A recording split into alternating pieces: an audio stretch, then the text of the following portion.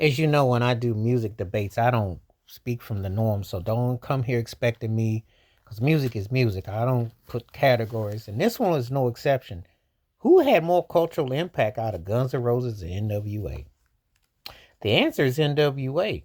Now, it's surprising because Axl Rose was everything to be a precursor to Eminem, everything to be a rebel rouser and be a threat like NWA.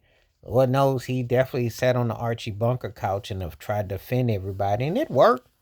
It had an intriguing effect. Appetite for Destruction came out of the woodworks. It was like set to take rock pop, the sound, and go where Van Halen didn't go, Aerosmith, or leave the hair bands, but with more edge.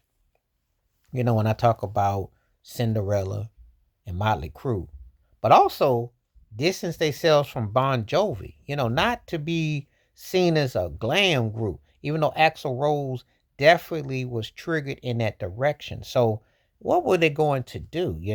So it seemed like they were destined for a certain type of thing, a certain type of spin, a certain type of way. It seemed to be that way, because it was all set to run things. But then NWA straight out of Compton came along and, you know, came out with so much edge and so much attitude.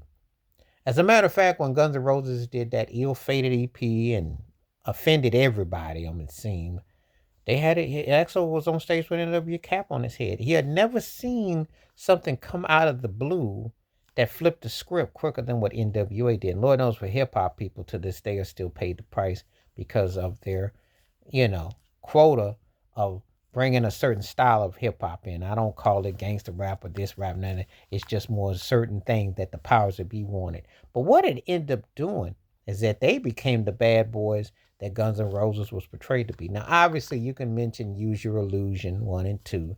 And NWA had an EP and another successful album, but they weren't the same without Ice Cube.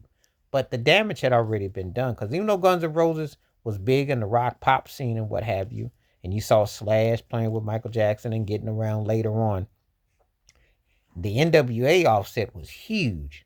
Obviously with Cube and Dr. Dre and the landscape what they would fulfill. But who saw it coming?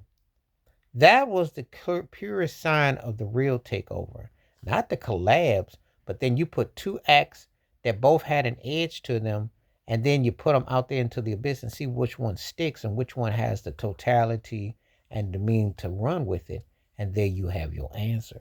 I don't think people ever really think about it. But who had the cultural edge of the two? That is the intriguing thing about how this thing came to be. Because no one would have thought, as big as Guns N' Roses was, that someone like NWA would have came along and supplanted them.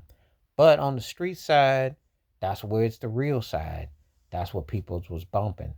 And they had more feeling and flavor for Ice Cube than they did for Axl Rose. Axl had more musical talent and what have you, but he didn't connect like that. So this is an interesting topic in terms of cultural, like when I'll be debating in this about who really had the more bold cultural impact. And I know people are going to say, well, they're only limited. No, you're not limited, because you had a buying audience where you sold more records, but you didn't hit the streets like NWA did. NWA took it over.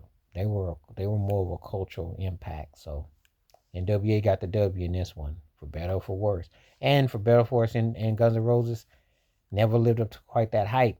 They had 3 big records, and then they kind of just, Axl's indulgence and whatnot didn't quite live up to that totality. But this is a cultural studies here. Please like, subscribe, welcome thoughts, comments, and I do respond. Thank you. Wash your hands. Keep your mind clear. Watch out for another.